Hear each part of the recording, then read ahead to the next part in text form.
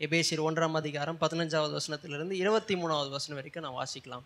ஆனபடியினாலே கர்த்தராகிய இயேசுவின் மேலுள்ள உங்கள் விசுவாசத்தையும் பரிசுத்தவான்கள் எல்லார் மேலும் உள்ள உங்கள் அன்பையும் குறித்து நான் கேள்விப்பட்டு இடைவிடாமல் உங்களுக்காக ஸ்தோத்திரம் பண்ணி என் ஜெபங்களில் உங்களை நினைத்து நம்முடைய கர்த்தராகிய இயேசு கிறிஸ்துவின் தேவனும் மகிமையின் பிதாவும் ஆனவர் தம்மை நீங்கள் அறிந்து கொள்வதற்கான ஞானத்தையும் தெளிவையும் அளிக்கிற ஆவியை உங்களுக்கு தந்தருள வேண்டும் என்றும் தாம் நம்மை அழைத்ததினாலே நமக்கு உண்டாயிருக்கிற நம்பிக்கை இன்னதென்றும் பரிசுத்தவான்களிடத்தில் தமக்கு உண்டாயிருக்கிற சுதந்திரத்தினுடைய மகிமையின் ஐஸ்வர்யம் இன்னதென்றும் தாம் கிறிஸ்துவை மரித்தோரிலிருந்து எழுப்பி அவரிடத்தில் நடப்பித்த தமது பலத்த சத்துவத்தின் வல்லமைப்படியே விசுவாசிக்கிறவர்களாகிய நம்மிடத்திலே காண்பிக்கும் தம்முடைய வல்லமையின் மகா மேன்மையான மகத்துவம் இன்னதென்றும் நீங்கள் அறியும்படிக்கு அவர் உங்களுக்கு பிரகாசமுள்ள மனக்கண்களை கொடுக்க வேண்டும் என்றும் வேண்டிக் கொள்கிறேன். எல்லா துரைத்தனத்துக்கும் அதிகாரத்துக்கும் வல்லமைக்கும் கர்த்தத்துவத்துக்கும் இம்மையில் மாத்திரமல்ல மறுமையிலும் பெயர் பெற்றிருக்கும் எல்லா நாமத்துக்கும் மேலாய் அவர் உயர்ந்திருக்கத்தக்கதாக அவரை உன்னதங்களில் தம்முடைய வலது பார்சத்தில் உட்காரும்படி செய்து எல்லாவற்றையும் அவருடைய பாதங்களுக்கு கீழ்ப்படுத்தி எல்லாவற்றையும் எல்லாவற்றாலும் நிரப்புகிறவருடைய நிறைவாகிய சரீரமான சபைக்கு அவர் எல்லாவற்றிற்கும் மேலான தலையாக தந்தருளினார். இங்க பாத்தீங்கன்னா எப்படி ஜெபிக்கணும்னு சொல்லிட்டு அழகா நம்மளுக்கு கற்றுக் கொடுக்கிறார். இது என்னன்னா புதிய உடன்படிக்கையின் ஜெபம்னு சொன்னேன். பழைய உடன்படிக்கையில் ஒரு ஜெபத்தை பார்க்குறோம், இயேசுவே பண்ணுறாரு. பரமண்டலத்தில் இருக்கிற எங்கள் பிதாவே, உம்முடைய நாமம் பரிசுத்தப்படுவதாக, உம்முடைய ராஜ்யம் வருவதாக, உம்முடைய சித்தம் பரமண்டலத்தில் செய்யப்படுகிறது போல பூமியில் செய்யப்படுவதாக இயேசு ஒரு ஜெபத்தை ஏறெடுக்கிறார். ஆனால் அதுவே என்ன சொல்கிறாங்கன்னா புதிய உடன்படிக்கை ஜெபம் இல்லைன்னு சொல்கிறாங்க. ஏன் அப்படி சொல்கிறாங்கன்னா அங்கே இயேசு என்ன பண்ணுறாருன்னா பிதாவுடைய நாமத்தை பயன்படுத்துகிறார், ஆனால் இயேசுடைய நாமத்தை அவர் பயன்படுத்தலை. அப்போ புதிய உடன்படிக்கை ஜெபம்னா என்னன்னா பிதாவாகிய தேவன் இயேசு கிறிஸ்துவின் மூலமா சிலுவையில் என்னெல்லாம் செஞ்சிருக்கிறார், அதோடைய விளைவு, அதனால நம்மளுக்கு என்னெல்லாம் ஆசீர்வாதம் வருது, அதான் என்னன்னா புதிய உடன்படிக்கையின் ஜெபம். ஆமென். நம்ம யாரு இன்றைக்கு புதிய உடன்படிக்கையின் விசுவாசிகளாக இருக்கிறோம். நம்ம இப்படி தான் ஜெபிக்கணும். கல்வாரி சிலுவையில் இயேசு என்னெல்லாம் செஞ்சிருக்கிறார், எனக்காக என்னெல்லாம் வைக்கப்பட்டிருக்கிறது, அதெல்லாம் சொல்லி ஜெபிக்கிறது தான் என்னன்னா புதிய உடன்படிக்கையின் ஜெபமாய் இருக்கிறது. இன்னைக்கு நிறைய பேருக்கு என்னன்னா எப்படி ஜெபிக்கணும்னு தெரில, என்ன ஜெபிக்கணும்னு தெரில. பக்கத்து வீட்டில் கதை பேசணும்னா அவங்க என்ன பண்ணுறாங்கன்னா மணிக்கணக்காக கதை பேசுகிறாங்க, கேட்டில் கை வச்சுன்னு. அப்புறம் டைம் பார்க்குறாங்க, டைம் போனதே தெரில அவங்களுக்கு. ஆனால் ஜெபம்னு வரும்போது மட்டும் என்னன்னா 10 நிமிஷத்துக்கு மேலே அவங்க ஜெபம் தாண்ட மாட்டேங்குது. சில பேருக்கு 5 நிமிஷத்துக்கு மேலே தாண்ட மாட்டேங்குது, சில பேருக்கு 1 நிமிஷம் மேலே தாண்ட மாட்டேங்குது. ஏன்னா நம்மளுக்கு என்ன ஜெபம் பண்ணணும்னு தெரியல. அப்போது நம்ம இங்கே வந்திருக்கிறோம், நல்லது.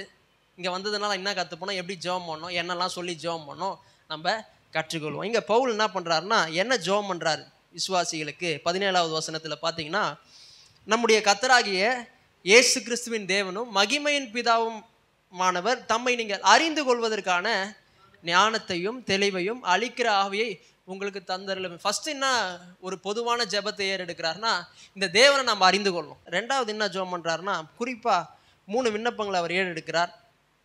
அதான் நம்ம என்ன பண்ணோம்னா 18வது வசனத்திலிருந்து அது 23வது வசனம் வரைக்கும் போகுது. அது என்னென்ன விண்ணப்பம் ஃபஸ்ட்டு சொல்லுகிறார். 18வது வசனத்தில் பார்த்தீங்கன்னா தாம் நம்மை அழைத்ததினாலே நமக்கு உண்டாயிருக்கிற நம்பிக்கை.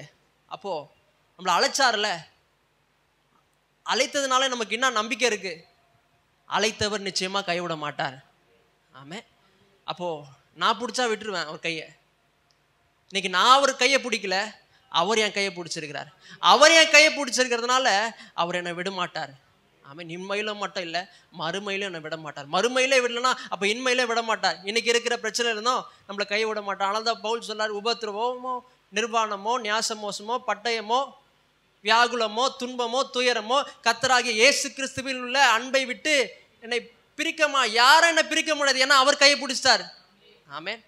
அப்போ அவர் கையை பிடிச்சவர் நிச்சயமாக விட மாட்டார். இன்னைக்கு நம்ம யாருன்னா அவருடைய பிள்ளைகளாய் மாற்றப்பட்டிருக்கிறோம். ஆமென். அதனாலே ஒரு நம்பிக்கை, நிச்சயமாக பெரிய தேவன் என்னை கையை பிடிச்சிருக்கார், நிச்சயமாக கைவிட மாட்டார். இன்றைக்கு இருக்கிற பிரச்சனையில நம்மளை காப்பாற்றுவார். இன்னைக்கு எத்தனையோ பிரச்சனைக்குள்ளே நம்ம போயிட்டு கொண்டு இருக்கிறோம். சூழ்நிலைக்குள்ளே, கடன் பிரச்சனைக்குள்ளே, வியாதிக்குள்ளே, சொல்ல முடியாத காரியங்களுக்குள்ளே நம்ம போய் கொண்டு இருக்கிறோம். ஆனால் நம்ம தேவன் யாருன்னா அவர் ஒரு நாளும் கைவிடாத தேவன். ஆமென். அழைத்தவர் உண்மை உள்ள தேவன். அதான் பவுல் சொல்லுகிறார். இரண்டாவது, பரிசுத்தவான்களிடத்தில் நமக்கு உண்டாயிருக்கிற சுதந்திரத்தினுடைய மகிமையின் ஐஸ்வர்யம் என்னதென்று. ஒன்று வந்து என்னதுன்னா, நாம் குமாரர்களால் மாற்றப்பட்டிருக்கிறோம். ஆமென். வசனம் சொல்லு, இருந்தலின் ராஜ்யத்திலிருந்து அன்பின் குமாரனுடைய ராஜ்யத்தில் நம்ம உட்படுத்தி இருக்கிறார். அப்போ ஒரு நாள் பிசாசுடைய பிள்ளைகளா இருந்தோம், கோபாக்கினின் பிள்ளைகளா இருந்தோம் வசனம் சொல்லுகிறது. அப்போ சொல்றதுக்கே கஷ்டமா இருக்கு. ஐயோ, நான் பிசாசுடைய பிள்ளையா இருந்தேனா. அப்போ இன்னைக்கு அங்கிருந்து ஆண்டவர் நம்மளை தூக்கி எங்க வச்சிருக்கிறார்னா, பிதாவுடைய பிள்ளைகளாய் மாற்றி இருக்கிறார். பெரிய தேவன், இவருடைய பிள்ளைகளாய் மாற்றப்பட்டிருக்கிறோம். ஆமென். அப்போ அது மட்டும் இல்லை, ரெண்டாவது நாம் பார்த்தோம், நாம் யாருன்னா சுதந்திரவாளி. இன்றைக்கு பிதாவாகிய தேவனுக்கு இயேசு எப்படி சுதந்திரராக இருக்கிறாரோ அதே போல இன்றைக்கு நானும் இயேசுவோடு கூட என்னை உடன் சுதந்திராய் மாற்றி இருக்கிறார். இயேசுவை கைவிடலங்க. இயேசு மரிச்சிட்டாரு, செத்து போயிட்டார். இயேசுவை என்ன பண்றாரா, உயிரோடு எழுப்புகிறார் இந்த பிதாவாகிய தேவன். இயேசுவே கைவிடலன்னா இன்றைக்கு நானும் அவரோடு கூட உடன் சுதந்திராய் இருக்கிறேன். என்னையும் கைவிட மாட்டார். இயேசு போகும்போது அற்புதம் நடக்குது, வியாதியஸ்தர்லாம் குணமாகறாங்க. இயேசு போகும்போதெல்லாம் முடவர்கள்லாம் நடக்கிறாங்க. இயேசு போகும்போது கண்ணு தெரியாதெல்லாம் கண்ணு வருது. அப்போ இன்னைக்கு நானும் யாருன்னா இயேசுவோடு கூட உடன் சுதந்திராய் மாற்றப்பட்டிருக்கிறேன். இன்னைக்கு நான் போய் தொடும் போது என்ன ஆகும்னா, கண்ணு தெரிய ஆரம்பிக்கும். நான் போய் தொடும் போது என்ன ஆகும்னா, முடவர்கள்லாம் நடப்பாங்க. நான் போய் தொடும் போது என்ன ஆனா, மரித்தவர்கள்லாம் உயிரோடு எழுப்புவாங்க. ஏன்னா நான் சுதந்திரர். சொல்லுங்க, நான் சுதந்திரர். அது மட்டும் இல்லை, மூணாவது என்னன்னு பார்த்தோம்னா, right to use the name. இயேசுடைய நாமத்தை பயன்படுத்தும் உரிமையை நம்மளுக்கு கொடுத்துருக்கு. இயேசுடைய நாமம் எப்படி இருக்குன்னா, அதிகார பத்திரமா இருக்கிறதா. இயேசுவே இல்லைன்னா கூட அந்த இடத்துல இயேசுவின் நாமத்தை சொல்லும் போதே இயேசுவே அங்கே வந்த மாதிரி. ஆமேன். அப்போ வசனம் சொல்லுகிற, என் நாமத்தினால எதை கேட்டாலும் நான் என்ன பண்ணுவேன், அதை உனக்கு தருவேன். அப்போ இயேசுவின் நாமத்தில் இன்னைக்கு எதை கேட்டாலும் ஆண்டவர் தருவார். இந்த உலகத்தில் இல்லைன்னா கூட உங்களுக்காக அதை செஞ்சு எடுத்துகிட்டு வந்து கொடுப்பார். நான் சொன்னேன் ஒருத்தங்களுக்கு, அவங்களுக்கு பார்த்தீங்கன்னா ரத்தம் இல்லை. நான் சொன்னேன், என் நாமத்தினால் எதை கேட்டாலும் அதை உனக்கு தருவேன்னு சொன்னீரேன் ஆண்டவரே. உங்களுக்கு ரத்தம் கம்மியாக இருக்குது, உங்கள் நாமத்தினால இவங்களுக்கு ரத்தம் கேட்குறேன்னு சொன்னேன். அடுத்த நாள் அவங்க டிஸ்சார்ஜ் ஆகிட்டாங்க. ஆமேன். அப்போ என் நாமத்தினால் எதை கேட்டாலும், நீ ரத்தத்தை கேட்டாலும் தருவார், சுகர் போகணும்னு சொன்னாலும் போகும், பிபி போகணும்னு சொன்னாலும் என் நாமத்தினால எதை கேட்டாலும் அதை நான் உனக்கு தருவேன்னு சொல்லியிருக்கிறார். எதை வேணாலும் கேளுங்க, தைரியமாக கேளுங்க, கிடைக்கும். கடைகள்லாம் என்கிட்ட வாங்க. அது மட்டும் இல்லை, இங்கே சொல்கிறாரு இன்னொரு காரியத்தை, சுதந்திரத்தை நம்ம கொடுத்துருக்கிறாரு. நாலாவது என்னதுன்னா அத்தாரிட்டி. இன்னைக்கு விசுவாசிகளுக்கு கர்த்தர் என்ன பண்ணுறாருன்னா அதிகாரத்தை கொடுத்துருக்கிறார். நீ என்ன பண்ணனா, வியாதியஸ்தர் மேல் கை வைக்கலாம். கை வச்சா என்ன ஆவானா, அவன் சொஸ்தமாகுவான். சாவுக்கு ஏதுவான நீ எதை குடித்தாலும் அதை உன்னை சேதப்படுத்தா சொல்லியிருக்கிறார். அப்போ இன்னைக்கு நம்ம போய் தொட்டா அது என்ன ஆகிடும்னா, அவங்க சுகமாக மாறிடுவாங்க. அப்பேற்பட்ட அதிகாரத்தை உங்களுக்குள்ளே கொடுத்துருக்கிறார். ஆமேன். அப்போது அஞ்சாவது பார்த்தீங்கன்னா, இயேசுடைய ரத்தத்தினாலும் வார்த்தையினாலும் என்ன பண்ணுறாருன்னா தொடர்ந்து நாம் சுத்திகரிக்கப்படுகிறோம். ஒன்று வந்து என்னன்னா ரத்தம். வசனம் சொல்லுகிற அப்படி ரத்தம் சகல பாவங்களை நீக்கி நம்மை சுத்தம் பண்ணுகிறதா. அப்போ இயேசுடைய ரத்தம் கொடுக்கப்பட்டிருக்கு. என்னதான் பாவம் பண்ணியிருந்தாலும் பரவாயில்ல, நமக்கு என்ன இருக்குன்னா இயேசுடைய ரத்தம் இருக்கு, அதனால பாவம் பண்ணுங்க நான் சொல்ல. என்ன பாவம் செஞ்சிருந்தாலும் பயப்பட தேவையில்லை. இயேசு கிட்ட வரும்பொழுது அவருடைய ரத்தம் சகல பாவங்களை நீக்கி நம்மை சுத்தம் பண்ணுகிறது. பழைய ஏற்பாட்டில் பார்த்தீங்கன்னா ரத்தம் என்ன பண்ணுச்சுன்னா, ஆட்டுடைய ரத்தம் மாட்டுடைய ரத்தம் என்ன பண்ணுச்சுன்னா மூடிச்சு. அது பெட்ஷீட் மாதிரி தான், மூட மட்டும் தான் செஞ்சுது. ஆனால் தான் ஆண்டவர் சொல்றாரு, ஒரு வருஷம் வந்து என்ன பண்ணு, ரத்தத்தை சிந்து, ஆட்டுடைய ரத்தத்தை மாட்டுடைய ரத்தத்தை பலி செலுத்து சொன்னார். ஆனால் இன்றைக்கு புதிய ஏற்பாட்டு விசுவாசிகளுக்கு ஒவ்வொரு வருஷம் போ தேவையில்லை. அப்படி இருந்துச்சுன்னா எல்லாரும் வருஷம் வருஷம் ஆட்டை மாட்டை, பாஸ்டரும் சரி நானும் சரி எல்லாரும் என்ன பண்ணியிருப்போம்னா கொண்டு வந்திருப்போம். ஏன்னா பாவம் தெரிய ஆரம்பிச்சிருக்கோம். ஆனால் நல்லவர், கர்த்தர் நல்லவர். இன்றைக்கு இயேசுடைய ரத்தம் நமக்காக கொடுக்கப்பட்டிருக்கு. அது என்ன பண்ணியிருக்குன்னா சகல பாவங்களை நீக்கி நம்மை சுத்தம் பண்ணுகிறது. ஆமேன். அது மட்டும் இல்லை, வார்த்தையும் கொடுத்துருக்கிறார். இந்த வார்த்தை என்ன பண்ணுதுன்னா பரிசுத்தமாய் மாற்றுகிறது. ஒவ்வொரு வாரம் சண்டே வரும் பொழுது இங்கே கேட்கும் பொழுது பிரச்சனையோடு வருவீங்க, கஷ்டத்தோடு வருவீங்க. ஆனால் இங்கே வரும்போது தேவனுடைய வார்த்தை என்ன பண்ணுதுன்னா உங்களை பரிசுத்தமாக்குது. என்னதான் கஷ்டத்தோடு இருந்தால் கூட என்ன பண்ணால் அந்த வார்த்தை இங்கே வரும்போது, இந்த வார்த்தை என்ன பண்ணுன்னா முக்கிய எடுக்கு, தண்ணியில் முக்கிய எடுக்கிற மாதிரி.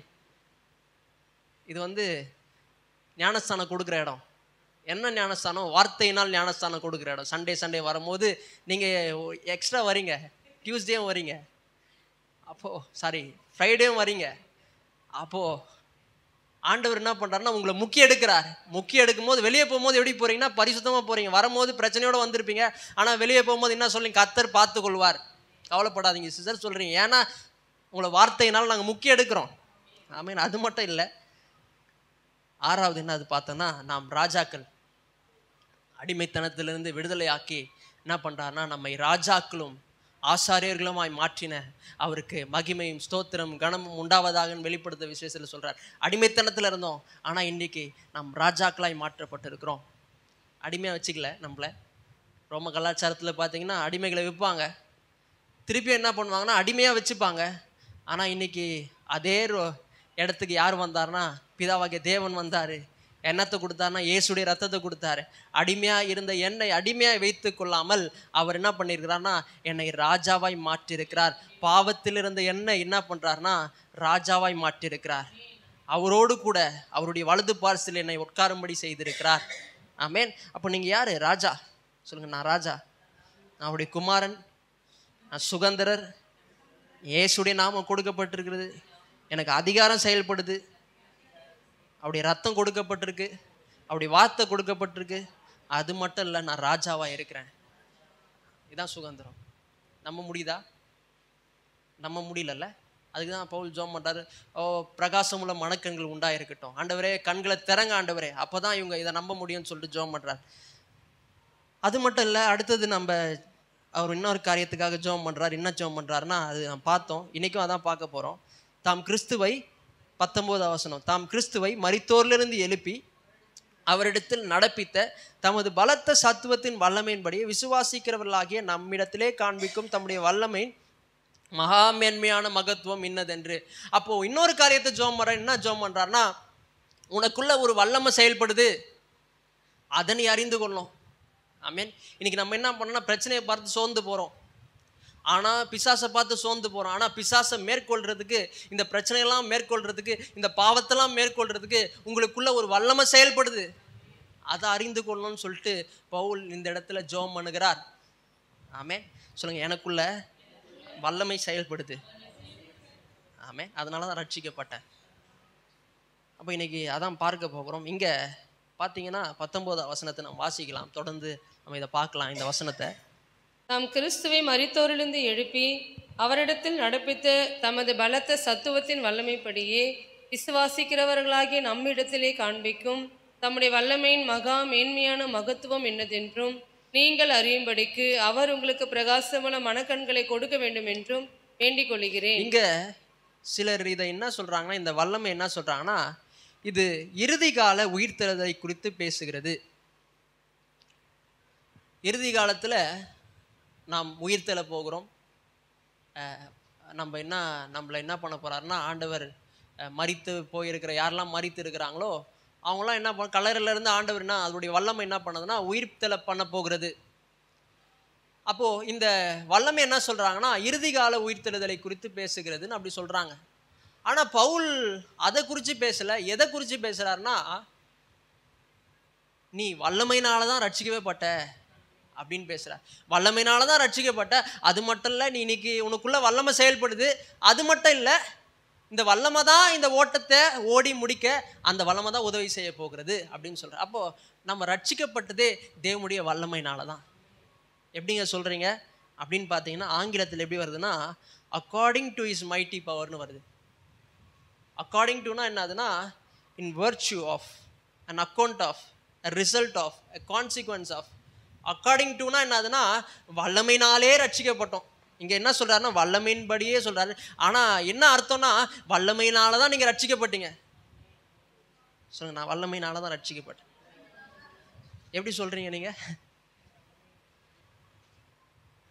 நீங்கள் என்ன கிரேக்க படிச்சிருக்கிறீங்களா? எபேசியர் புஸ்தகம் கிரேக்க மொழியில் தான் எழுதப்பட்டது. நீங்கள் என்ன கிரேக்க படிச்சிங்களா? கிரீக் படிச்சிங்களா? நான் கிரீக்லாம் படிக்கல. ஆனால் இந்த வசனத்தை படித்து பார்த்தேன். படித்தும் பார்க்கும்போது என்ன சொல்லுதுன்னா, வல்லமையினால தான் விசுவாசிக்கப்படணும்னு சொல்லுது. பாருங்கள், அடுத்த 2ஆம் அதிகாரத்தில் பார்த்தீங்கன்னா 1வது வசனம், இதோட தொடர்ச்சி தான் 2ஆம் அதிகாரம். நம்ம படிக்கிறதுக்காக என்ன பண்ணுறாங்கன்னா செப்பரேட் பண்ணி கொடுத்துருக்குறாங்க. ஆனால் பவுல் எழுதின தொடர்ச்சியாக எழுதுனது, அவர் விடாமல் எழுதுன, நம்மளுக்காக 1, 2, 3லாம் போட்டு கொடுத்துருக்குறாங்க. 2வது அதிகாரத்தில் 1வது வசனம் வாசிங்க. அக்கிரமங்களினாலும் பாவங்களினாலும் மரித்தவர்களாய் இருந்த உங்களை உயிர்ப்பித்தார். நம்ம எப்படி இருந்தோம்னா, ரட்சிக்கப்படுறதுக்கு முன்னாடி நம்ம எப்படி இருந்தோம்னா, அக்கிரமத்தினாலும் பாவத்தினாலும் மரித்திருந்தோம். நமக்கு என்ன ஆயிடுச்சுன்னா, ஆவிக்குரிய மரணம் ஏற்பட்டிருந்தது. நம்மளால இந்த சுவிசேஷத்தை நம்பவே முடியாது, இந்த தேவனை விசுவாசிக்கவே முடியாது. அப்படிப்பட்ட நிலைமையில இருக்கிறோம், பாவத்தில் மரித்து இருக்கிறோம். ஆனால் இந்த வல்லமை என்ன பண்ணுச்சுன்னா, நம்மளை உயிர்ப்பித்தது. இந்த வல்லமை என்ன பண்ணுச்சுன்னா, நம்மளை விசுவாசிக்கும்படி, அவரை விசுவாசிக்கும்படி உதவி செய்தது. அடுத்த 5வது வசனம் வாசிங்க. அக்கிரமங்களில் மரித்தவர்களாய் இருந்த நம்மை கிறிஸ்துவுடனே கூட உயிர்ப்பித்தார். சொல்ற அக்கிரமத்துல செத்து போய் கிடந்தோம். பாருங்க, ஒருத்தன் இருக்கிறான், அவன் என்ன பண்ணான்னா குடிக்கிறான், அவன் என்ன பண்றான்னா பொண்டாட்டியை போட்டு அடிக்கிறான். ஆனா ஒரு நாள் என்ன ஆயிடுச்சுன்னா, பொண்டாட்டி வீட்டுக்கு வரும்போது பார்க்கறான், இவன் என்ன பண்ணிருக்கான்னா செத்து போய் கிடக்குறான். இதுக்கப்புறம் அவன் அந்த பொண்டாட்டியை அடிக்க முடியுமா? இதுக்கப்புறம் குடிக்க முடியுமா? அப்போ நம்ம எப்படி இருக்கிறோம்னா, அப்படிதான் மரித்து இருந்தோமா? இந்த ஆவிக்குரிய காரியங்களை நம்ம ஏற்றவே கொள்ள முடியாது. ஆவிக்குரிய மரணம் நமக்கு ஏற்பட்டு இருக்கிறது, நம்மளால நம்பவே முடியாது. ஆனா மரித்திருந்த நம்மை அவருடைய வல்லமை உயிர்ப்பித்தது. அவருடைய வல்லமை என்ன பண்ணுதுன்னா, விசுவாசிக்கும்படி உதவி செய்தது. அதனால சொல்றாரு, கிருபையினாலே, அடுத்தது பார்த்தீங்கன்னா, கிருபையினாலே ரட்சிக்கப்பட்டீர்கள். இன்னைக்கு ரட்சிக்கப்பட்டது எப்படி? அந்த சிஸ்டர் சொன்னாங்க, எனக்கு சிவிசேஷம் சொன்னாங்க, இல்லை அவருடைய வல்லமை உங்களுக்குள்ள என்ன பண்ணுச்சுன்னா செயல்பட்டது. அதனால தான் விசுவாசிங்க, அதனால தான் ரட்சிக்கப்பட்டீங்க. ஆமே. அப்போ இது இறுதி கால உயிர்த்தெழுதலை குறித்து பேசல. இது எதை பத்தி பேசுதுன்னா, நாம் விசுவாசித்தது தேவனுடைய வல்லமையினால தான். ஆமே. அது மட்டும் இல்லை, இன்னொரு காரியத்தை சொல்றேன். இந்த சுவிசேஷத்தை நம்பினீங்களே, அதுவே தேவனுடைய வல்லமையினால தான். இன்னைக்கு எல்லாரும் என்ன நினைக்கிறாங்கன்னா, யார் வேணாலும் எப்போ வேணாலும் என்ன பண்ணலாம்னா விசுவாசிக்கலாம், ரட்சிக்கப்படலாம். பாருங்க, ரட்சிக்கப்படாத ஒருத்தன் ஆவிக்குரிய மரணத்தில் இருக்கிறான். ஆவிக்குரிய காரியங்களை விரும்பதற்கே, அவன் விருப்பப்படுறதுக்கே தேவனுடைய வல்லமை தேவைப்படுகிறது. ஆமே. அப்போ இந்த சத்தியத்தை நிறைய பேருக்கு தெரியாததுனால தான் இன்னைக்கு பாட்டே எப்படி இருக்குன்னா, வல்லமை தாரும் தேவா. அவங்க என்ன சொல்றாங்கன்னா, வல்லமை தாங்க ஆண்டவரே இந்த பாவத்தை மேற்கொள்றதுக்கு. ஒவ்வொரு வாரமும் கேட்குறாங்க, வல்லமை கூட ஆண்டவரே, இந்த பெரிய பாவமா இருக்கு, இதெல்லாம் மேற்கொள்ளலாம் ஆண்டவரே, வல்லமை தேவை தேவா. ஆனால் பவுல் என்ன சொல்றாருன்னா, நீ விசுவாசி ஆனியே, அதுவே வல்லமையினாலதான்.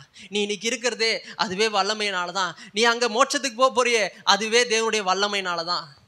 ஆமென், ஹல்லேலூயா. அப்போ யார் வேணாலும் எப்போ வேணாலும் விசுவாசிக்கலாம், ரட்சிக்கப்படலாம் அப்படின்னு நினைக்கிறது அது தவறான ஒரு புரிந்து கொள்ளுதல். இந்த தவறான புரிந்து கொள்ளுதலுக்கு 2 காரணங்கள் இருக்குது. ஏன் அவங்க இப்படி நம்புகிறாங்க, யார் வேணாலும் எப்போ வேணாலும் ரட்சிக்கப்படலாம்? அவங்களுக்கு ஒன்று என்னன்னா, அவங்க பாவமும் பாவத்தின் மூலயமா வந்த வீழ்ச்சியும் அவங்க புரிந்து கொள்ள, இந்த பாவத்தின் மூலயமா வந்த விளைவுகளும் புரிந்து கொள்ள. இந்த பாவம் என்ன பண்ணுச்சுன்னா, மனுஷனுடைய மனதை மட்டும் இல்லை, இருதயத்தை என்ன பண்ணுச்சுன்னா கெடுத்துடுச்சு. ஆனால ஒருத்தன் ரட்சிக்கப்பட்டது ரொம்ப ரொம்ப கஷ்டம், ஒருத்தன் தேவனை விசுவாசிக்கிறது ரொம்ப ரொம்ப கஷ்டம், ஒருத்தன் சுவிசேஷத்தை விரும்புறதே ரொம்ப ரொம்ப கஷ்டமா இருக்கு. அப்போ ஏன் அதை தவறா புரிந்து கொள்றாங்கன்னா, 2 காரணங்கள். ஒன்று பாவமும் பாவத்துடைய விளைவுகளும் அவங்களுக்கு தெரியாததுனால தான் இன்னைக்கு அதை சொல்ல போறேன். அது மட்டும் இல்லை, இன்னொரு காரியங்கள், failure to understand the regeneration.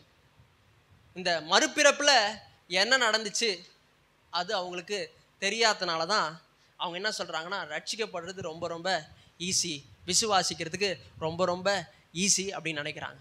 இன்னைக்கு பார்த்தீங்கன்னா கிறிஸ்தவர்களாகிறது ரொம்ப ரொம்ப ஈஸி. ஒருத்தன் கிறிஸ்டின் ஆகணும்னா என்ன பண்ணலாம்னா 150 ரூபா கொடுக்கலாம்.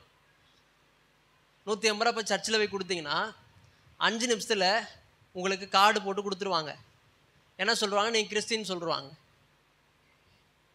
அவங்களுக்கு பரிசுத்த ஆவியான தேவையில்லை, ஞானஸ்தானம் தேவையில்லை, இயேசு தேவையில்லை, எதுவுமே தேவையில்லை, வெறும் 150 ரூபா கொடுத்தா போதும்.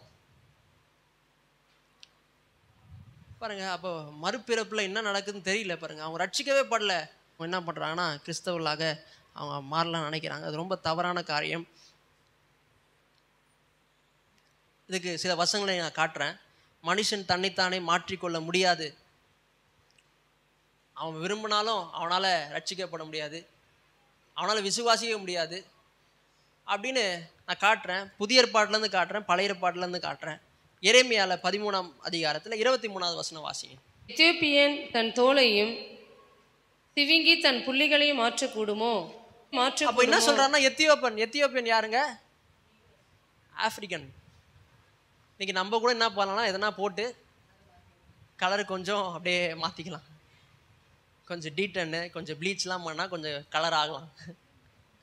ஆனால் ஒரு நீக்ரோவால், ஒரு ஆப்பிரிக்கனால் அவனுடைய கலரை மாற்றிக்க முடியாது. பாருங்க, அப்படி தான் நம்மளுடைய நிலைமை. ரட்சிக்கப்படாத போது நம்ம இப்படி தான் இருந்தோமா? ஆவிக்குரிய மரணம் நமக்கு ஏற்பட்டதுக்கு நம்மளால் கலரை மாற்றிக்கவே முடியாது, நம்மளால் ரட்சிக்கவே பட முடியாது, சுவிசேஷத்தை விரும்பவே முடியாது. அதுக்கப்புறம் சொல்கிறாரு, சிவிங்கி தன் புள்ளிகளையும் மாற்றக்கூடுமோ? அதை மாற்ற முடியுமா? புள்ளியை மாற்றவே முடியாது. கூடுமானால் தீமை செய்ய பழகின நீங்களும் நன்மை செய்யக்கூடும். அப்போ சொல்றார், தீமை செய்ய பழகினவன் நீங்களும் நன்மை செய்ய கூடும். அப்போ ஆவிக்குரிய மரணத்தில் இருக்கிறோம். அப்போ இவன் என்ன பண்ண முடியாதுன்னா, இந்த தேவனை விசுவாசிக்கவே முடியாது. அதுக்கே என்ன தேவைப்படுதுன்னா, தேவனுடைய வல்லமை தேவைப்படுதுன்னு சொல்றாரு. புதிய ஏற்பாட்டில் பார்த்தீங்கன்னா 1 கொரிந்தியர்ல 2ஆம் அதிகாரம் 14வது வசனம் வாசிங்க. ஜென்ம சுபாவமான மனுஷனோ தேவனுடைய ஆவிக்குரியவைகளை ஏற்றுக்கொள்ளான். அவைகள் அவனுக்கு பைத்தியமாக தோன்றும். அவைகள் ஆவிக்கற்ற பிரகாரமாய் ஆராய்ந்து நிதானிக்கப்படுகிறவைகள் ஆனதால் அவைகளை அறியவும் மாட்டான். சொல்றார், ஜென்ம சுபாவமான மனுஷன் தேவனுடைய ஆவிக்குரியங்களை ஏற்றுக்கொள்ளலாம். ரட்சிக்கப்படாதவன் அவன் ஆவிக்குரிய மரணத்தில் இருக்கிறான். அவனால் என்ன பண்ண முடியாதுன்னா, ஆவிக்குரிய காரியங்களை ஏற்றுக்கொள்ள முடியாது, அவனால் விசுவாசிக்க முடியாது, அவனால் விரும்பவே முடியாது. அவைகள் அவனுக்கு பைத்தியமாக தோன்றும். அவைகள் ஆவிக்கேற்ற பிரகாரமாய் ஆராய்ந்து நிதானிக்கப்படுகிறவைகளானதால் அவைகளை அறிய மாட்டான். அப்போ வல்லமை வரும்போது, தேவனுடைய வல்லமை வரும்போது என்ன ஆகுதுன்னா, அவன் விசுவாசிக்கிறான், அவன் அறிகிறான், அவன் என்ன பண்ணுறான்னா ஏற்றுக்கொள்ளுகிறான். அப்போது ஒருத்தன் ரட்சிக்கப்படுறதுக்கே என்ன தேவைப்படுதுன்னா, தேவனுடைய வல்லமை தேவைப்படுகிறது. ஆமே, வருவான், சர்ச்சுக்கு வருவான். அப்போ தான் அவன் சர்ச்சுக்கு தொடர்ந்து வந்துன்னு இருப்பான். அவனை போய் என்ன பண்ணுவான், ஆனால் அடுத்த வாரம் என்ன போனாலும் ஞானஸ்தானம் எடுக்கணும் அப்படின்னு சொன்னோடனே அவன் சர்ச்சை விட்டே போயிடுவான். பாருங்க, கொஞ்ச நாள் வெயிட் பண்ணுங்க. வெயிட் பண்ணும்போது தேவனுடைய வல்லமை செயல்படும். தேவனுடைய வல்லமை செயல்படும் போது அவன் ஆவிக்குரிய காரியங்களை ஏற்றுக்கொள்வான். அது மட்டும் இல்லை, அவன் அதை அறிய ஆரம்பிப்பான். அது மேலே அவனுக்கு விருப்பம் வரும். நீங்கள் சொல்லவே தேவையில்லை, வெயிட் பண்ணி ஜெபம் பண்ணாலே போதும், அவனே எல்லாத்தையும் செய்ய ஆரம்பிச்சிருவான். அப்போ தேவனுடைய வல்லமை வந்தால் போதுங்க, அவனுடைய ஆவிக்குரிய காரியங்களை அவன் விரும்ப ஆரம்பிச்சிருவான். சாம்பி செல்லதுரை சொன்னார், பார்த்தீங்கன்னா சர்ச்சு முடிச்சுட்டு வெளியே வரும்போது பார்த்தீங்கன்னா இன்னொருத்தனை என்ன பண்ணுறான், சர்ச்சு முடிச்சு வெளியே வந்துருக்கிறான். வெளியே வரும்போது சிகரெட் அடிச்சிருக்கும் போது பாஸ்டர் வெளியே வந்திருக்காரு கார் எடுக்கிறது.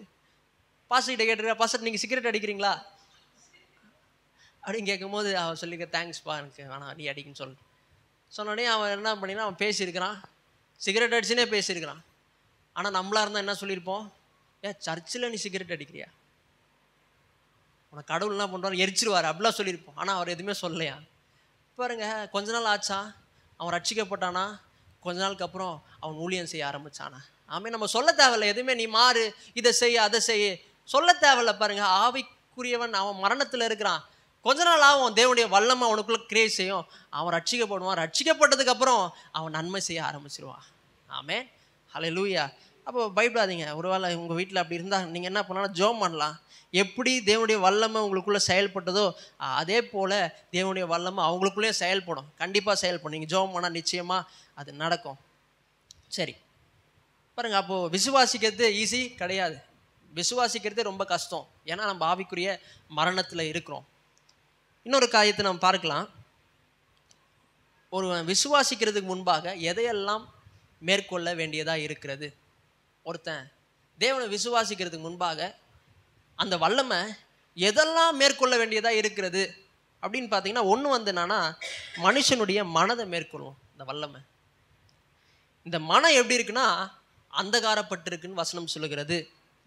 இந்த பாவத்தின் மூலியமாய், பாவத்தின் வீழ்ச்சி மூலியமா என்ன இருக்குன்னா, இந்த மனம் அந்தகாரப்பட்டிருக்கு. இந்த மனம் என்ன இருக்குன்னா, குருடாக்கப்பட்டிருக்கு வசனம் சொல்கிறது. 2 கொரிந்தியர் 4ஆம் அதிகாரம் 3-4 வாசிங்க.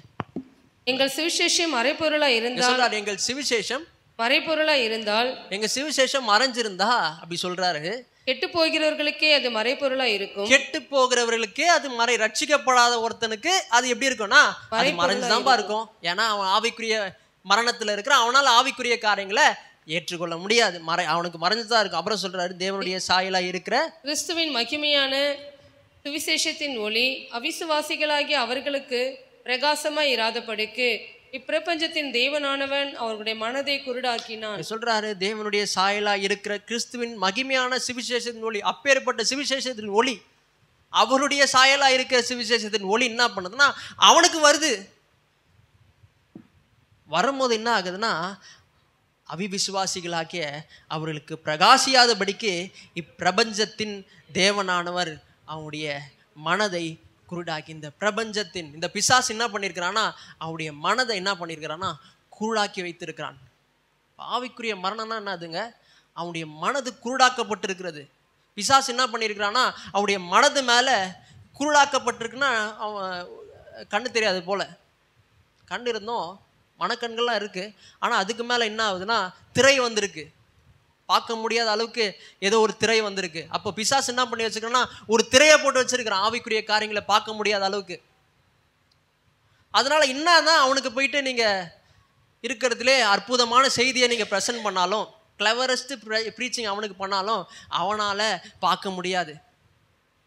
என்னதான் 5 பாயிண்ட்ல அவனுக்கு நச்சுன்னு சொன்னால் கூட நீங்கள் ஏற்றுக்கொள்வீங்க, ஆனால் அவனால் ஏற்றுக்கொள்ள முடியாது. ஏன்னா அவனுடைய மனக்கண் என்ன ஆக்கப்பட்டிருக்குன்னா குருளாக்கப்பட்டிருக்கிறது. பாருங்கள், ஊட்டியில் பொட்டானிக்கல் கார்டனில் கூப்பிட்டு போகிறீங்க, குருடனை கூப்பிட்டு போகிறீங்க, நீங்கள் என்ன தான் அவனுக்கு முன்னாடி பாராட்டினாலும் அவனால் அதை பாராட்ட முடியாது. ஏன்னா என்னதான் சூப்பராக இருந்தால் கூட அவன் எப்படி இருக்கிறான்னா குருடனாக இருக்கிறான். ஆமீன். ஆவிக்குரிய மரணத்தில் இருக்கிறவங்க அப்படிதான். நீங்கள் என்னதான் ஆவிக்குரிய காரியங்களை நீங்கள் சொன்னாலும் அவனால் அதை பார்க்க முடியாது, அவனால் ஏற்றுக்கொள்ள முடியாது. ஏன்னா அவனுடைய மனக்கண்களை குருளாக்கி இருக்கிறான். ஆனால் என்ன ஆச்சு? இந்த ரட்சிப்பின் சுவிசேஷமாகிய ஒளி என்ன பண்ணுச்சுன்னா நம்ம மேலே வந்துச்சு. ஆவியானவர் நம்முடைய மனக்கண்கள் குருடாக்கப்பட்ட மனக்கண்களை ஆவியானவர் வல்லமை திறந்ததுனால இந்த ரெண்டுமே சேர்ந்து நாம் ரட்சிக்கப்பட்டோம். அந்த சுவிசேஷத்துலேயும் வல்லமை, ஆவியானுடைய வல்லமை இருக்குது. அது மட்டும் இல்லை, உள்ளே என்ன பண்ணுறாருன்னா ஆவியானவர் மனக்கண்களை திறக்கும் போது அப்படியே நம்ம ஏற்றுக்கணும், விசுவாசம், ரட்சிக்கப்பட்டோம். ஆமென். அப்போது ஃபஸ்ட்டு அவனுடைய மனம் அந்தகாரப்பட்டிருக்குது. அந்த பாவத்தினாலும் பாவத்தின் மூலயமா வந்த விளைவினாலும் அவனுடைய மனக்கண்கள் அந்தகாரப்பட்டிருக்கிறதுனாலே அதுக்கே தேவனுடைய வல்லமை தேவைப்படுகிறது அதை மேற்கொள்கிறதுக்கு. ரெண்டாவது, இந்த மேன்ஸ் மைண்ட் இஸ் ப்ரெஜுடஸ். இந்த மனுஷனுடைய மனம் தவறான அபிப்பிராயங்களால் நிறைந்திருக்கிறது. மனிதன் உலகத்தில் வாழ்கிறான், பெரிய பெரிய ஆட்கள் தவறான அபிப்பிராயங்களால் அவனுடைய மனதை என்ன பண்ணியிருக்கிறாங்க, நிரப்பியிருக்கிறாங்க. இன்றைக்கி மனுஷன் என்ன பண்ணான், பெரிய பெரிய ஆட்கள் மூலியமாக தான் அவன் என்ன பண்ணுறான்னா அவன் வாழ்கிறான், அவன் சொல்கிறதான் கேட்குறான். பெரிய ஆட்கள் என்ன சொல்கிறாங்களோ அதான் கேட்குறான்.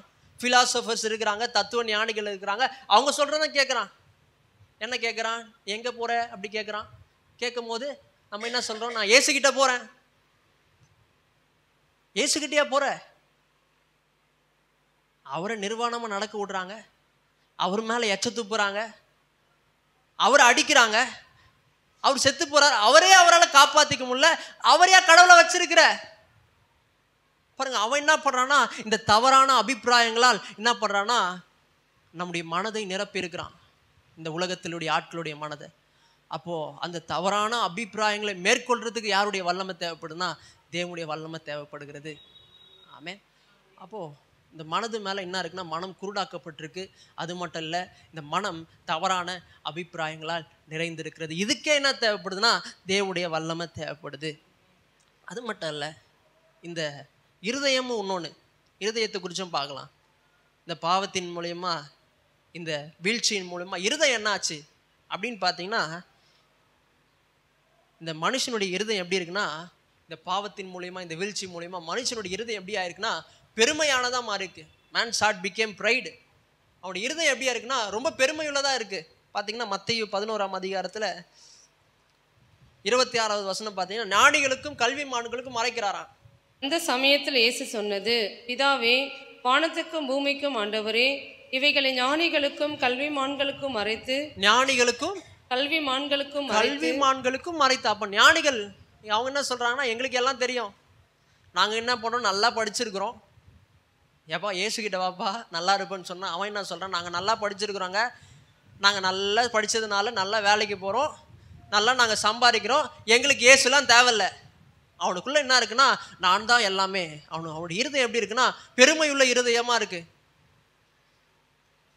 அப்போது அது என்ன பண்ணுறாருன்னா, ஞானிகளுக்கும் கல்விமான்களுக்கும் மறைக்கிறார். அப்போது அவனுக்குள்ளே பெருமை இருக்கிறதுனாலே அவனால் இந்த இந்த இந்த அவனால் தேவனை விசுவாசிக்க முடியல. அது மட்டும் இல்லை, இங்கே சொல்லுகிறார் 18வது அதிகாரத்தில் 3வது வசனம் வாசிங்க. மத்தேயு, நீங்கள் மனம் திரும்பி பிள்ளைகளைப் போல் ஆகாவிட்டால் பரலோக ராஜ்யத்தில் பிரவேசிக்க மாட்டீர்கள் என்று மெய்யாகவே உங்களுக்கு சொல்லுகிறேன். என்ன சொல்றாருன்னா, உங்ககிட்ட இருக்கிற பெருமையெல்லாம் இறக்கி வச்சுட்டு நீ எப்படி ஆயிடணும்னா, பிள்ளைகளைப் போல மாறாவிட்டால் நீ பரலோக ராஜ்யத்தில் உட்பிரவேசிக்க மாட்ட. அப்போ மனுஷனுடைய இருதயம் எப்படி இருக்குன்னா, ஒரு பெருமை உள்ளதா இருக்கு. அதெல்லாம் மேற்கொள்றதுக்கு என்ன தேவைன்னா, தேவனுடைய வல்லமை தேவைப்படுகிறது. ஆமே. ஒருத்தவங்க சொன்னாங்க, நீ என்ன ஆனா உன சர்ச்சுக்கு போயிடுற, நீ என்ன ஆனா உன பைபிள் எடுத்துன்னு போயிடுற, நீ என்ன ஆனா உன ஆண்டவர் ஆண்டவர் சொல்ற. அப்புறம் சொன்னாங்க, நீ என்ன பூமர் மாதிரி பண்றன்னு சொன்னாங்க. பூமர்னா என்ன தெரியுமா? பூமர்னா என்னன்னா, அவுட்டேட்டட் ஐடியாஸ். சின்ன பசங்களாம் பெரியவங்களை பார்த்து சொல்லுவாங்க, என்னம்மா அந்த காலத்திலே இருக்கிற, அதான் பூமர். எனக்கு தான் எல்லாம் தெரியும், உனக்கு எதெல்லாம் எதுவும் தெரியாது. அப்போது இன்னைக்கு இந்த காலத்தில் இருக்கிற ஜென்ரேஷன் பார்த்தீங்கன்னா ஆல்ஃபா ஜென்ரேஷன். இவங்க என்ன சொல்கிறாங்கன்னா, பெரியவங்களை பூமர் சொல்கிறாங்க. அதே போல தான் என்ன சொல்கிறாங்கன்னா, சிவிசேஷன் பூமர்னு சொல்கிறாங்க, இயேசுவே பூமர்னு சொல்கிறாங்க. இயேசுக்கிட்ட போனாலே பூமர். அது என்ன ரொம்ப 1000 வருஷத்துக்கு முன்னாடி வந்த மதம், அதை போய் நீ போகிற, நீ என்ன பூமர் மாதிரி பண்ணுற. இன்றைக்கி எவ்வளோ வளர்ந்துட்டோம்.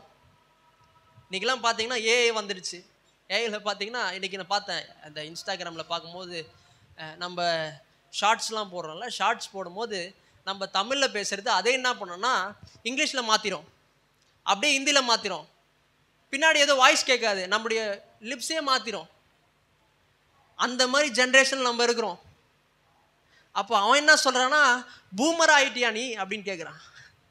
அப்போது அவனுக்குள்ளே என்ன இருக்குன்னா, பெருமை இருக்குது. எப்பா எனக்கு தான் எல்லாம் தெரியும், எனக்கு கடவுள்லாம் தேவையில்லைன்னு அவனுடைய இருதயம் எப்படி இருக்குன்னா, பெருமையுள்ள இருதயமாக இருக்கிறது. அதுவே மேற்கொள்றதுக்கு தேவனுடைய வல்லமை தேவைப்படுது. அது மட்டும் இல்லை, ரெண்டாவது பார்த்தீங்கன்னா மனுஷனுடைய இருதயம் எப்படி இருக்குன்னா, கடினப்பட்டு இருக்கு. Man's heart is harden. அவன் பாவத்தில் மட்டும் இல்லை, அவன் பாவத்தை அவன் பிரியப்படுகிறான், அவன் என்ஜாய் பண்ணுறான். வசனம் சொல்லுகிற ரோமர் 1ஆம் அதிகாரத்தில் 32வது வசனம் வாசிங்க. இப்படிப்பட்டவைகளை செய்கிறவர்கள் மரணத்துக்கு பாத்திரராய் இருக்கிறார்கள் என்று தேவன் தீர்மானித்த நீதியான தீர்ப்பை அவர்கள் அறிந்திருந்தோம். இப்படிப்பட்டவர்களை பாவம் செய்கிறவர்கள் மரணத்துக்கு பாத்திரராய் இருக்கிறான். தப்பு செஞ்சா அதுக்கு தண்டனை இருக்கு தெரியும், அதுக்கு மரணம் தான் இருக்கு, எல்லாமே தெரியும். ஆனால் தெரிஞ்சோ என்ன பண்ணுறான்னா, தேவன் தீர்மானித்திருந்த நீதியை தீர்ப்பை அவர்கள் அறிந்திருந்தோம். நீ நரகத்துக்கு போயிடுவாப்பா, எல்லாம் தெரியும். இன்னைக்கு அவிவிசுவாசிகளுக்கு எல்லாமே தெரியும், செத்தா நரகத்துக்கு போவோம், கடவுள் ஒருத்தர் இருக்கிறாரு, எல்லாமே தெரிஞ்சோ என்ன பண்ணுறாங்கன்னா, அவைகள் தாங்களே செய்கிறதும் அல்லாமல் அவைகளை செய்கிற மற்றவர்களிடத்திலும் பிரியமாயிருக்கிறார்கள். அப்போது அதை தப்புன்னு தெரியும், பாவத்தில் தான் இருக்கிறான். அது மட்டும் இல்லை, அந்த பாவத்தை அவன் பிரியப்படுகிறான், அதில் சந்தோஷப்படுகிறான். அதுதான் மனிதனுடைய இருதயம். ரட்சிக்கப்படாதவன், ஆவிக்குரிய மரணத்தில் இருக்கிறவன் இருதயம் எப்படி இருக்குன்னா, கடினப்பட்டு இருக்கிறது. ஆமென். இன்னொரு வசனத்தை வாசிக்கலாம். 1:18 வாசிங்க. ரோமர் 1:18. தீத்தி அநியாயத்தினாலே அடக்கி வைக்கிற மனுஷருடைய எல்லாவித அவபக்திக்கும் அநியாயத்துக்கும் விரோதமாய் தேவ கோபம் வானத்திலிருந்து வெளிப்படுத்தப்பட்டிருக்கிறது. சத்தியத்தை அநியாயத்தினாலே அடக்கி வைக்கிறார். தெரியும் தப்பு செஞ்சா நரகம் தெரியும், தப்பு செஞ்சா மரணம் தெரியும். ஆனா தெரிஞ்ச என்ன ஆகுதுன்னா, அவனுக்கு பாவம் ரொம்ப அவன் சந்தோஷப்படுறான், செய்யறதுக்கு ரொம்ப சந்தோஷப்படுறான். ஆமென். அதான் இன்றைக்கு ஆவிக்குரிய மரணத்தில் இருக்கிறவருடைய இருதயம் கடினப்பட்டு இருக்கிறது. அது மட்டும் இல்லை, மூணாவது மனுஷனுடைய இருதயம் எப்படி இருக்குன்னா, திருக்குள்ளது மகா கேடுள்ளது. எரேமியா 17ஆம் அதிகாரம் 9ஆம் வசனம் வாசிங்க. எல்லாவற்றை பார்க்கிலும் இருதயமே திருக்குள்ளதும் மகா கேடுள்ளதுமா இருக்கிறது. இருதயம் எப்படி இருக்குன்னா, திருக்குள்ளதா இருக்கான். வீட்டில் என்ன பண்ணுவோம், நல்லா பேசிகிட்டே இருப்பாங்க, நல்லா சாப்பாடு போடுவீங்க அவங்களுக்கு. ஆனால் கடைசியில் பார்த்தீங்கன்னா உங்களே பீஸ் பீஸாக வெட்டி போட்டுருவான். அப்போ அவனுடைய இருதயம் எப்படி இருக்குன்னா திருக்குள்ளதான் இருக்கு. அவன் என்ன பண்றான்னா கடவுளே காசு கொடுத்து வாங்கிடலாம் நினைக்கிறான். எதனா பாவம் பண்ணிட்டா போதுங்க, எதனா அக்கிரமம் பண்ணிட்டா போதும், சர்ச்சில் வந்து காணிக்கை கொடுத்தா எல்லாம் சரியாயிடும்னு நினைக்கிறான். அவனுடைய இருதயம் எப்படி இருக்குன்னா திருக்குள்ளதான் இருக்கான். இங்க பாத்தீங்கன்னா இங்க எரேமியால பாத்தீங்கன்னா எழுதுகிறார். யாருக்கு எழுதுகிறார்னா யூதர்களுக்கு எழுதுகிறார். இந்த யூதர்கள் என்ன பண்றாங்கன்னா தப்பு பண்ணிடுறாங்க, பாவம் செஞ்சுறாங்க, அக்கிரமம் பண்ணிடுறாங்க. அப்புறம் என்ன பண்றாங்கன்னா கடவுளுக்கு காசு கொடுத்துட்டா எல்லாம் சரியாயிடும்னு நினைக்கிறாங்க. பாருங்க, அப்படிப்பட்ட இருதயம். கடவுள் என்ன பண்ணலாம், லஞ்சம் கொடுத்து வாங்கிடலாம். லஞ்சம் கொடுத்தா கடவுள் அக்செப்ட் பண்ணிப்பாரு. இந்த கடவுள் யாருன்னா நீதி உள்ளவர், இவர் நியாயாதிபதி, அப்படிலாம் பண்ண முடியாது. அப்போ அவனுடைய இருதயம் எப்படி இருக்குன்னா திருக்குள்ளதா இருக்கிறதா. அது மட்டும் இல்ல, மகா கேடுள்ளதா இருக்கிறதா. அவனுடைய இருதயம் எப்படி இருக்குன்னா மகா கேடு. யோவான் 3ஆம் அதிகாரத்துல 19ஆம் வசனம் வாசிங்க. ஒளியானது உலகத்திலே வந்திருந்தும் மனுஷருடைய கிரியைகள் பொல்லாதவைகளா இருக்கிறபடியினால் அவர்கள் ஒளியை பார்க்கலும் இருளை விரும்புகிறதே அந்த ஆக்கினை தீர்ப்புக்கு காரணமா இருக்கிறது. அவர்கள் ஒளியை பார்க்கிலும் இருளை விரும்புகிறதே. அவன் வந்து வெளிச்சத்தை விட இருள் ரொம்ப அவனுக்கு பிடிக்குது. லைட்டு போட்டா பிடிக்க மாட்டேங்குது அவனுக்கு, இருளே இருக்கணும்னு நினைக்கிறான் அவன். அப்போ அவனுடைய இருதயம் எப்படி இருக்குன்னா மகா கேடுலதான் இருக்கான் மனிதனுடைய இருதயம். இந்த பாவத்தின் மூலியமா, பாவத்தின் வீழ்ச்சி மூலியமா மனித இருதயம் எப்படியா இருக்குன்னா மகா கேடுலதாய் மாறி இருக்கிறது. பார்த்தீங்கன்னா லைட் ஆஃப் பண்ணிங்கன்னா, நைட்டில் சில டைமில் லைட் ஆஃப் பண்ணுறோம், சரி தண்ணி குடிக்கிறது கிச்சன் போகலான்னு வந்தால் லைட்டு போட்டோன்னு என்ன வரும்னா கீழே வந்து கருப்பாம்பூச்சிலாம் வரும். ஆனால் கருப்பாம்பூச்சிக்கு என்னன்னா இருட்டில் இருக்கிறது தான் பிடிக்கும், வெளியே வரும், வெளிச்சத்தில் அதுக்கு பிடிக்காது. அப்படிதான் இருக்கான் மனுஷனுடைய இருதயம். எப்படி இருக்கான்னா அவன் ஒளியை விட எதை அதிகமாக விரும்புகிறான்னா இருளை அதிகமாக விரும்புகிறான். ஆமே.